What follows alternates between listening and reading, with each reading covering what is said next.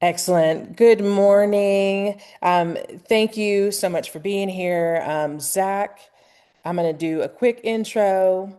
Zach is with the Beck Law Firm, LLC, Peach State Wills and Trust, lives in Decatur with his beautiful wife. He was recognized as a Best of Georgia winner 2024 and 2025, or the business was, and Best of Gwinnett since 2019. He hosted our probate seminar in January, and it was excellent. And we are so glad to have him back today to educate us on trust and wills so we can avoid probate.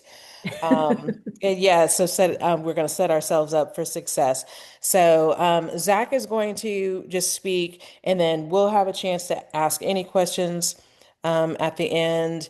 And how about Ann and myself? We'll mute and then let Zach hit it. Thank you, Zach. Thank you. All right. Tennille, it's going to ask you for permission to Yes. share. I'm going to bring up those slides. Perfect.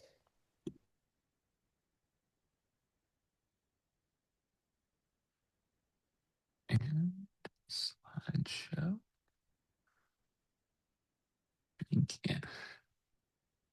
And this is just a question for you. Did you used to teach it either, am I thinking elementary or middle school? And you can unmute. Sorry. I don't do a lot of Zoom, so forgive me. I used to teach at Mountain Park in Gwinnett years and years ago, and then I was a parapro at FAR Okay. for a few Okay. I years. was I was like, the name's familiar. I should Yeah. know. My kids went through FAR, Couch, and Grayson High School, Okay. uh, but they're all in their 20s now, so All right. yeah. Well, Tennille, thanks for that introduction. We're going to get started with how to protect your home savings and family from estate planning mistakes. So, as Tennille said, I'm Zach. I'm here at Peach State Wills and Trust.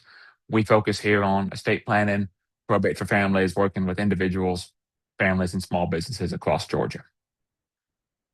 So, we're going to look at some common mistakes that people make that result in added cost, more frustration, and delays in both the probate process and when someone becomes incapacitated.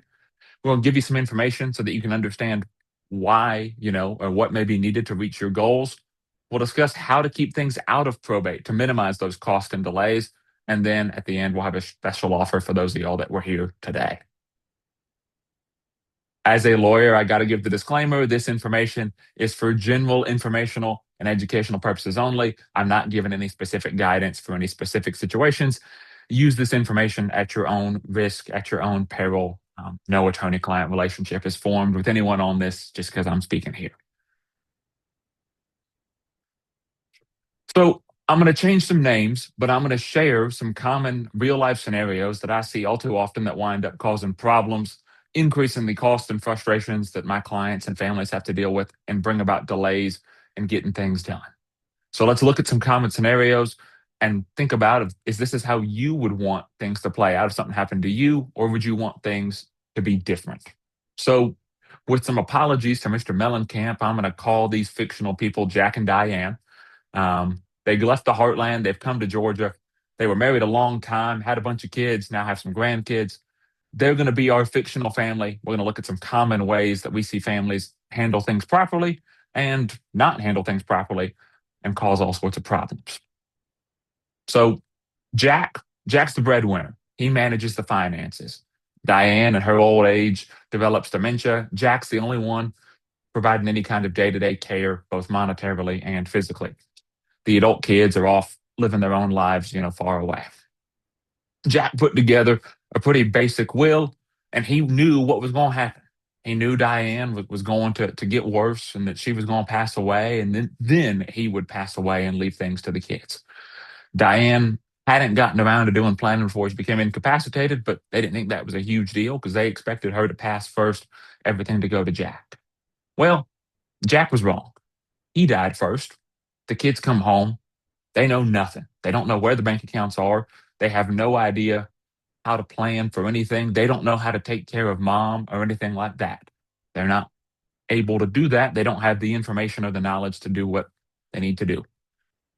Jack's will nominated a daughter as the executor, but she can't simply just go to the bank and talk to them and get the money to pay the bills. There's a court process, probate. They got to go get all the family to sign off on things. Mom can't sign for herself because she's incapacitated. Diane can't just sign the form to say, yeah, I consent. So they got to go get a lawyer to be appointed as the guardian for Diane to sign off. That adds an extra month and money to the probate process. So the kids are having to figure out, what do we do with mom? They're having to figure out living arrangements, who's going to move back here. They're having to go through a long, drawn out process to settle dad's estate, and they're grieving dad all at the same time. And so what they're dealing with when cleaning up is, because dad didn't do a whole lot of planning, is they're kicking themselves going, why didn't dad make this easy? So, mistake number one that we often see is things don't always play out how you think that they will. We're not always going to have people pass in the order that we think they will. We're not always going to have people have capacity for the amount of time that we think they will. And your plan should and needs to account for that. Another example that we see all too often, Jack and Diane did some planning a long time ago. They got a will, they got a power of attorney, they got a healthcare directive, but they did them all in 1995. They thought they were in great shape. They had all the plans. They were like, we got the documents, but they hadn't looked at them since the 1990s. They're sitting in a safe. They hadn't talked with an estate planning lawyer. They hadn't looked at those documents in a long time. Jack becomes incapacitated. He's got that power of attorney from 1995. But when Diane takes that to the bank, she found out that some banks, some investment firms no longer accept those. And she couldn't force them to honor it because Georgia changed its laws, along with a lot of other states, on powers of attorney in 2017. Should have updated it then, but they didn't. Diane's got to go through a court process to be appointed Jack's conservator and given legal authority to manage his stuff. And she's got to make annual reports and returns to the court every year about what she's doing. Jack later passes away after that long battle with incapacity. Diane finds out that even though the will says she gets everything, that's not automatic. Wills don't avoid probate. They're simply a set of instructions for what happens in the probate process. The will has to get filed. She and the kids have got to sign off. She's appointed the executor, and then she spends 8 months to a year plus filing notices in the paper, waiting to see what bills come in, and settling Jack's affairs before she can actually get access to that money to use it for her ongoing care. I'd tell you, that's a pretty typical situation we see here in the metro. Wills aren't an avoidance of probate mechanism. They are a ticket to the probate court process. They're a set of instructions that get followed, but you need to make sure that, to the extent possible, that we're not signing your family up for a 6 to 8 to 10 to 12 month process of waiting on that money to be available. So, another big takeaway is laws can change. Sometimes your documents need updating. Estate planning is not a panic about it every day kind of thing, but it's not a set it once and forget it for decades kind of things either. We want you to be looking at those documents. Take time to occasionally review them, because not only will laws change, but your life will change as well. And the plan that worked when you were younger, the plan that worked when the kids were 3, may not be the plan now that the kids are 30. And so we want you to take a look at those documents and make updates as may be needed. And again, I can't stress enough, wills don't avoid probate. Wills are simply a set of instructions for how probate should go. The last example I really want to talk about here, Jack and Diane are thinking ahead. They've got one adult son. They knew they had to do something. They heard probate can take time. They heard it takes money. They want to keep their son out of that. And so they think, oh, what we'll do, we heard joint ownership avoids probate. We're going to slap our son as a joint owner on the house. And so they do that. The adult son racks up a ton of credit card debt. His creditors start coming after him, collection agencies. They sue him. And now the creditors, the collection agencies, are coming after Jack and Diane's house because their son's name is on it. Jack and Diane may lose the house or more, because they failed to fully understand the ramifications of adding someone as a joint owner on an asset. And so they've made a costly mistake. Doing things wrong can be disastrous. I tell you, they say you get what you pay for. And that really applies here in estate planning. For most people, estate planning is hopefully the most important legal need that you will ever have. I hope that y'all are never dragged into a court system in lawsuits and, car crashes and other things like that. But I can guarantee you that you will have a legal need for estate planning, whether you do it while you're alive or whether your family's cleaning up a mess after you pass away, because death is something that comes for everybody. And so it can impact not only you, but generations after you. And so we think it's typically important to get some professional experienced planning because, as we've seen in these examples, the impact of bad planning or no planning at all can be disastrous, not only for you, but for your family as well. So let's talk about the bare minimum documents that every person ought to have a complete plan here in Georgia. At its minimum, we would recommend that every adult with capacity have 3 documents: a will, a healthcare directive, and a power of attorney. And those documents do different things. Like we've talked about, a will says, when I pass away, here's where I want things to go. Here's who's going to be in charge of making those decisions, making those distributions. A will is just a set of instructions for how a probate should go. And so know that a will is still going to go through a court supervised process here in Georgia. That's going to take 8 months in one of our fast counties, a year plus in some of the slower ones. A healthcare directive combined what y'all may know as a living will and a healthcare power of attorney. Georgia had those documents until about 2007. Then we combined them. And so the healthcare directive says, if I couldn't make medical decisions for me, here's who I'd want to make those decisions. And here's how I might want to be treated in a couple relatively common end of life scenarios. And so it makes it clear that no, we don't need a bunch of family infighting over who's going to make this call and what the call should be. This is how I want to be treated. This is who's going to make those decisions. A durable power of attorney is for finances. It lets someone manage the money, the property, the personal business affairs for you if you were incapacitated or if you just needed help. So dealing with paying the bills, dealing with Social Security, dealing with the IRS, and filing your tax returns. As we hinted at earlier, Georgia, along with a number of states, significantly changed our laws on this in 2017. And so even if you have a power of attorney, if it was done on or before July 1 of 2017, I would strongly recommend you update it to the new form on the current state form to make sure that you've got one that works when it's needed. I hate to see people that think we've got this and then they go to the bank, they present the old power of attorney, and the bank says, I'm so sorry, we can't take it, and it's too late to fix anything. And so at a minimum, those are the 3 documents I think everybody ought to have. But really, I want to recommend that y'all go beyond the basics. Those basic documents are great when you're younger. You just need a plan to get you through the what ifs. But this is not the make things easy, let everything go smoothly when I pass away. And so let's talk about going beyond those basics, making a plan that's really easy for your family. Some risks with a bad plan, an outdated plan, or no plan: your wishes aren't known. They won't be followed. If you're incapacitated, no one's got authority to act for you. You got to go to court. With the wrong plan or no plan, you're setting your family up for added money cost, time and money, frustration, and a time-consuming probate process. Probate, like we talked about earlier, it's just the legal process to transfer assets after you pass away to your loved ones because your estate plan didn't make that happen outside of probate. Probate's not a bad word. It's not some place that's there to steal your money or make sure your assets go to the state.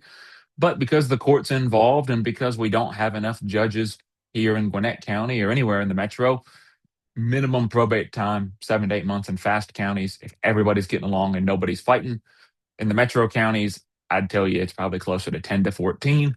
And probate invites some challenges from heirs. We got to get everybody's consent and we got to ask them affirmatively, do you want to consent to this? If not, speak now and file your objection.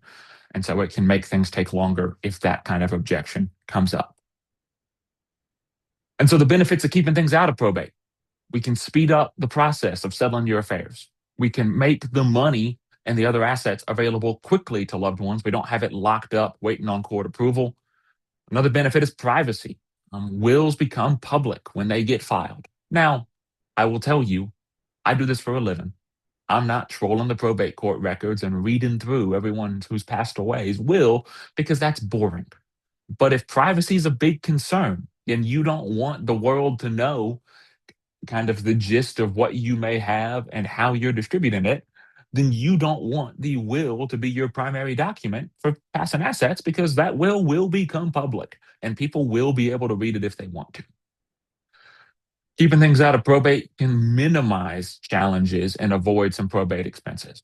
I don't mean to say that trusts and other non probate means can't be challenged, they certainly can. But unlike a will, those documents don't have a, hey, if you've got a reason to challenge this, you're invited. Please file your objection by this date. With a will, we either have to get everybody's consent or we send them a notice that says, this has been filed, file your objection by this date. While your family not be inclined to otherwise contest, an invitation that says, hey, if you've got a problem, file your objection, that may lead to more fights than if that notice never got sent.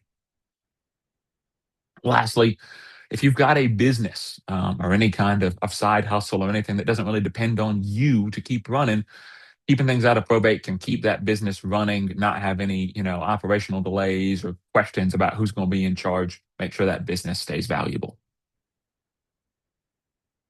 So what are the common ways to avoid probate? There are many. A trust is not the only one. And Tennille, is this still showing up? It's not showing the little screen around me anymore.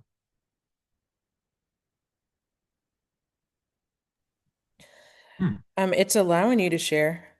It Okay, here we go. I had it shared and then it looked like it went away. There we go. Is it Yeah, showing we up can now? see it now. Okay. Sorry about that. It went away. So common ways to avoid probate. Beneficiary designations.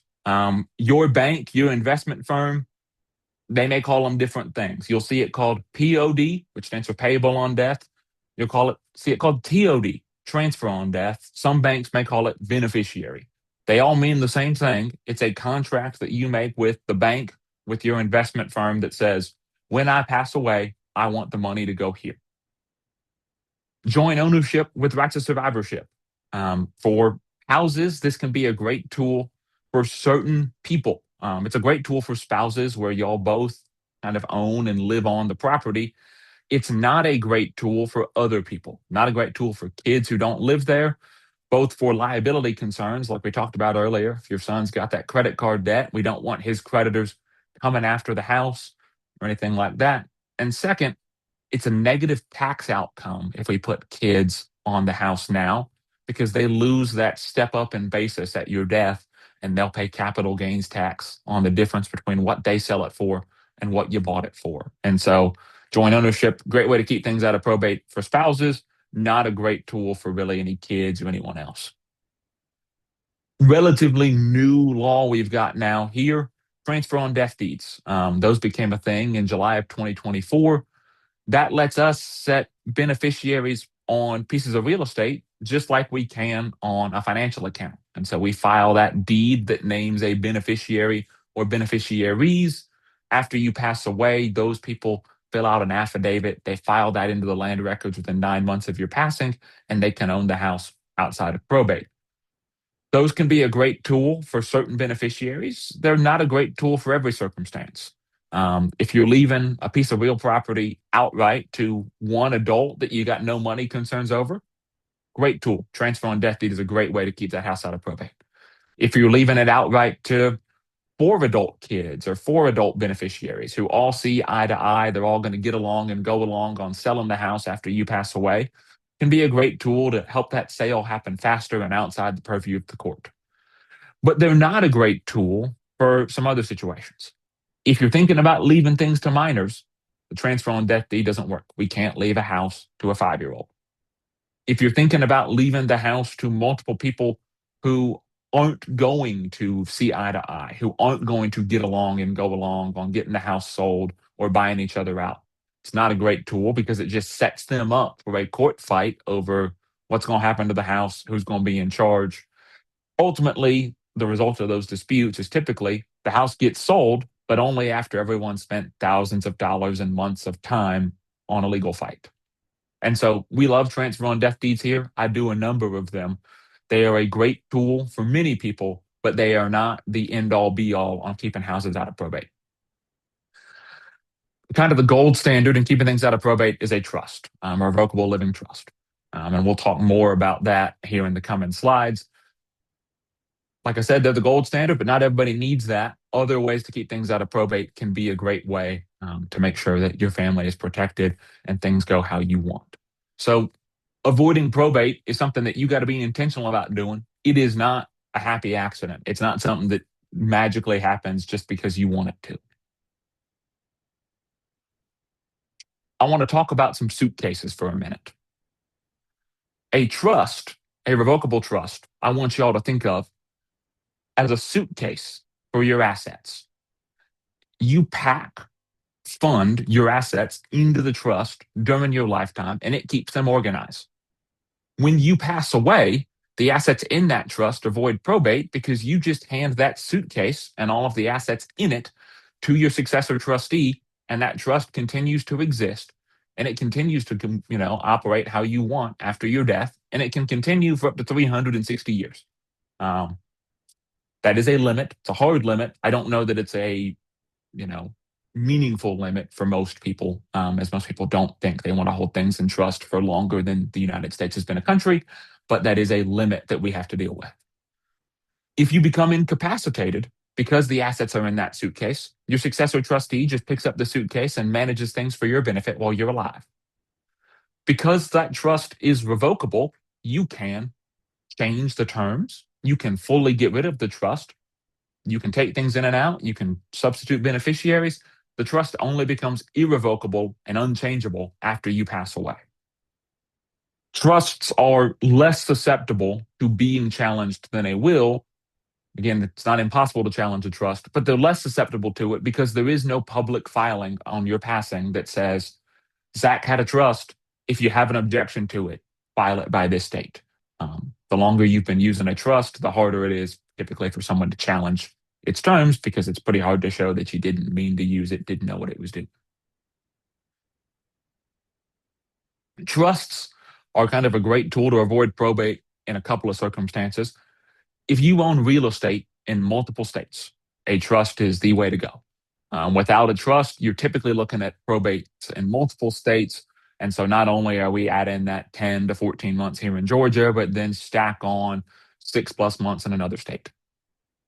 Trusts are a great tool when you've got a Brady Bunch or a blended family concern where you want to provide for your spouse, but you want to make sure that when they pass away, the assets then go to your kids and not to whoever your spouse may choose. And so a trust is a great tool to kind of lock in those terms, make sure that we're providing for your spouse, but then making sure that assets go to your kids when you pass away. If you've got privacy concerns, if you're really big on, I don't want anybody to know what I've got, I don't want there to be public records when I pass away, a trust is the way to go. Like I said, that will become public. If you want to make sure that it doesn't, a trust is the way to go. If you own a business and you want to keep that business out of probate, trusts are the way to go because the trust can say, hey, the trust owns the business. When I pass away, it goes here. We make sure that the business continues to operate. The employees still get paid. There's not any kind of court infighting about who's going to be in charge, who has the authority to sign checks, things like that. If you've got a goal of avoiding probate just generally, but you've got minor beneficiaries or people that you don't trust to receive inheritances outright, a trust is the way to go. We talked about PODs, TODs, transfer on death deeds. Those don't work for minors. And they don't work for people that are really irresponsible. If you know that you can't trust your son with a $50,000 check, you don't want to go set him up as the POD beneficiary on your bank account because the bank is not going to ask him or make him be responsible. The bank is going to say, you're the beneficiary, here's the money. And that may be a horrible outcome because he may go waste it on things that you'd never wanted to spend the money on. Trusts are also really recommended when you want to structure the payout of inheritance over time and you don't want to have to go through a probate to set that up.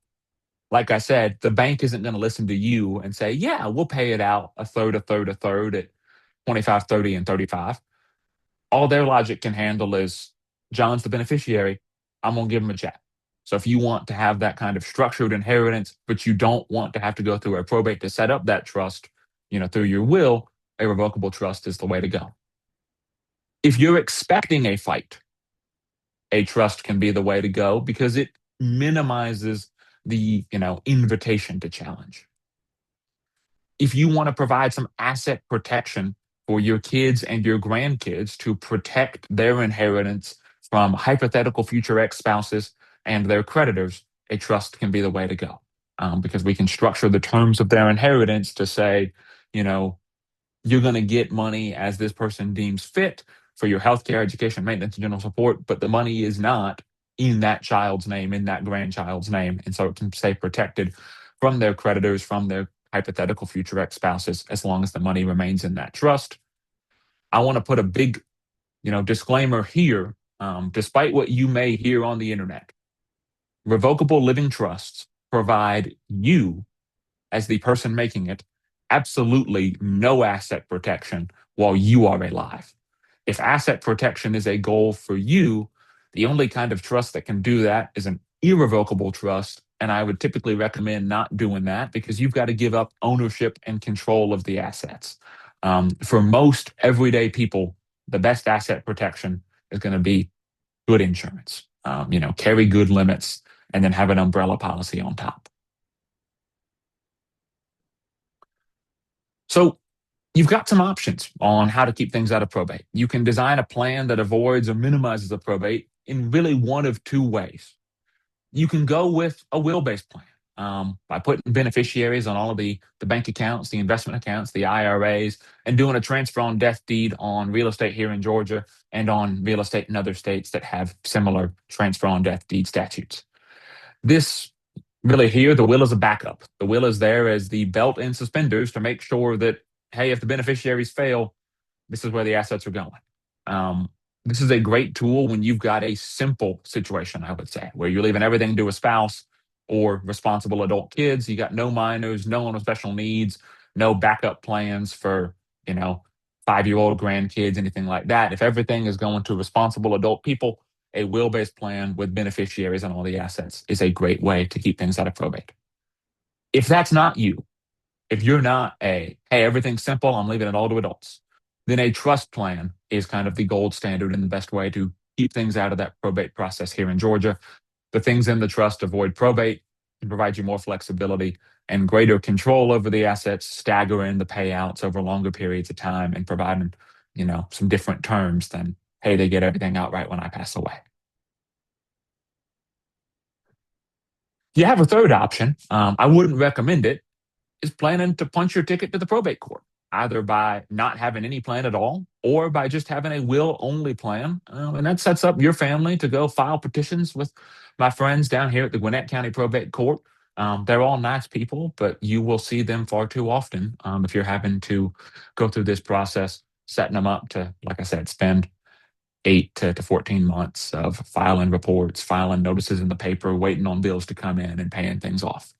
And so if that's not how you want things to go when you pass away, we recommend, we believe, eliminating probate or minimizing its scope makes a lot of sense due to the increasing duration and cost of probate as Georgia becomes more populated here in the metro area. So kind of a basic overview of what it looks like to work with me or maybe some other estate planning attorneys. If you want to get a plan in place, most attorneys are going to ask you to have a questionnaire. They're going to ask some information about you, about the family, about your assets, and just initial thoughts on your underlying goals. Then we'd have a strategy session. You meet with me, you meet with another attorney in person or via video. We talk through the goals, discuss options, design a plan that does what you want. Here at my firm, that's a $750 investment, but that price credited to the total cost of your estate plan. Once we've drafted everything, you review it, we discuss, make revisions. Then you meet with an attorney, we get everything signed, make sure you understand how to use that plan to protect you and your family. Estate planning is more than just the documents. You got to understand what they do and how to use them, because if you just got paper, then you really don't have a plan. You've just got some fancy documents that you paid for. What's the investment for a full overall plan? I mean, pricing is going to be based on the complexity, but generally here to work with me, if we were doing a will plan for an individual, we'd be around 1,800. For a married couple with non-conflicting plan, about 2,600. For a revocable trust, an individual would be about 3,900. A married couple, about 5,150. Like I said, those vary based upon the complexity, but those are all good ballparks for what a plan costs in today's market. So where do you start? What makes sense for you? What type of plan? Not everyone's going to need a trust, but not everyone should use a will.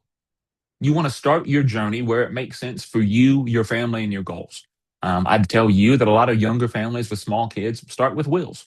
As long as you have capacity, you can update and change the plan later as your situation, needs, and goals change. Of course, most people in their 20s with young kids start out broke.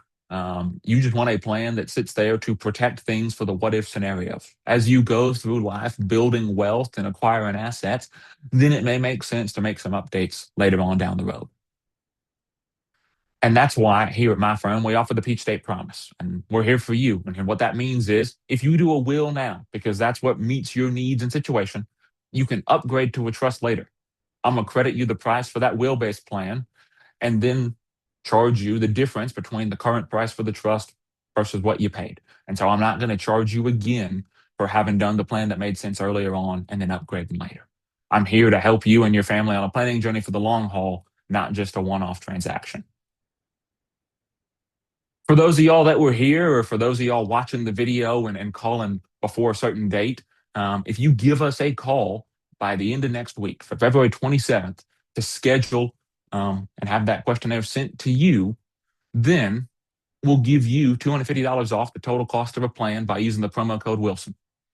If you mention that on the phone, we'll make sure we credit that to you. We'll give you some money off because y'all were here. I didn't have to educate you as much. You learned from me today.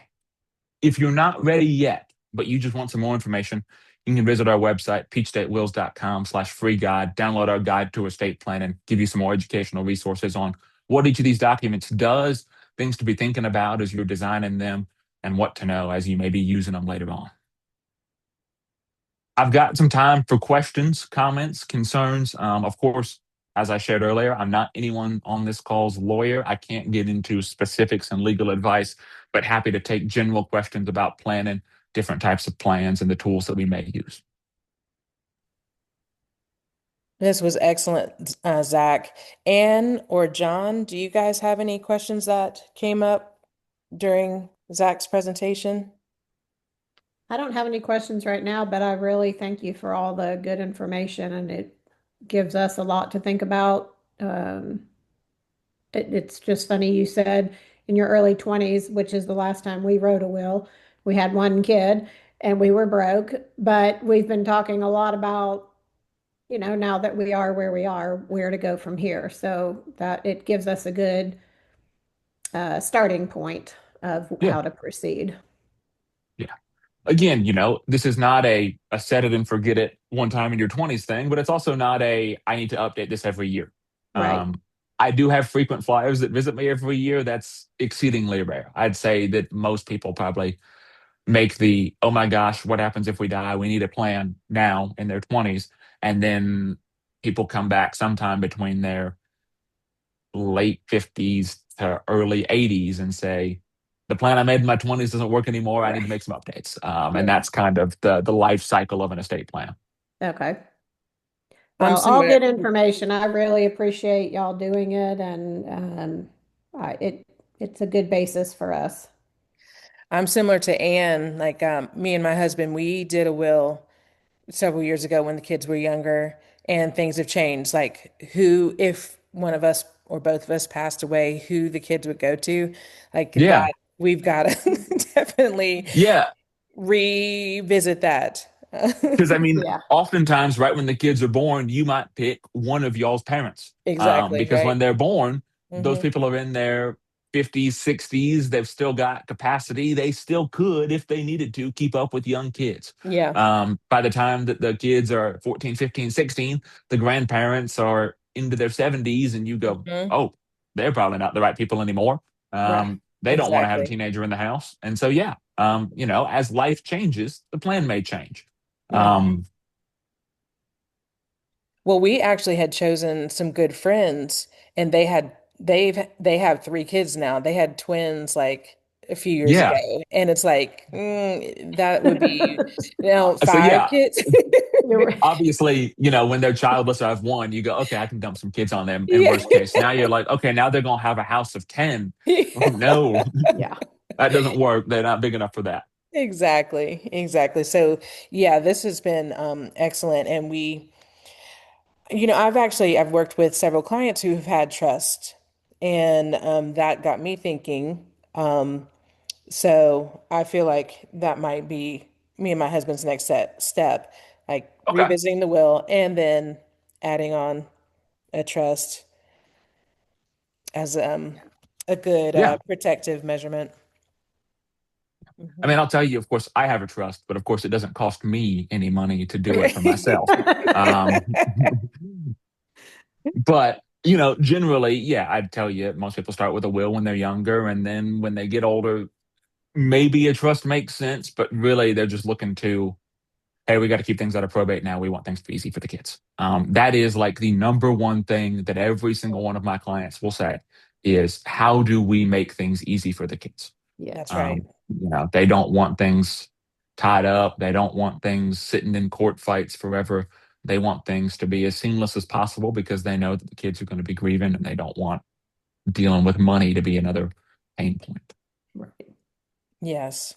Well, Zach, thank you for everything. And when I share this video through the newsletter and on Facebook, I'll make sure to include your contact information and so people can reach out if they are Yeah. ready to take the next Yeah. step, whether it's creating a will or starting that trust, and just talking to you and figuring out what is best for their situation.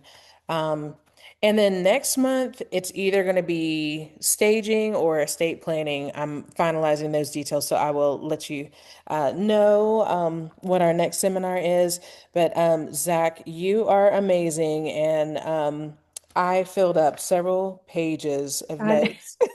I Exactly. got to the Yeah. point when you finally put the slides up, I just took pictures of the slides. Do you want? I can send you the slides. I apologize. So I hit share screen, and it showed me that it had the green circle, and then I got to like that slide, and I was like, green Where circle's is not it? there. I was like, it must have gone away. Right. Well, feel free to share the slides, Zach, and Okay. we'll Yeah. we'll make sure people have access Then to it as I'll well. send those out Okay. to you here in just a few minutes, Tennille. That's Perfect. perfect. Well, Thank you thank you both. so much for being here, and thanks for joining us. Yeah, So thank nice to you. meet you. Yes, and we will follow up with you, Zach, with any other questions we have and/or bringing our business to you. So thank you Yes. for your time. We appreciate you, and y'all have an amazing day. All Yeah, right. you Well, thanks. too. Thanks Thank for you having both. me. Y'all have a great day. You too. Thank Thanks. you. Bye-bye. Bye.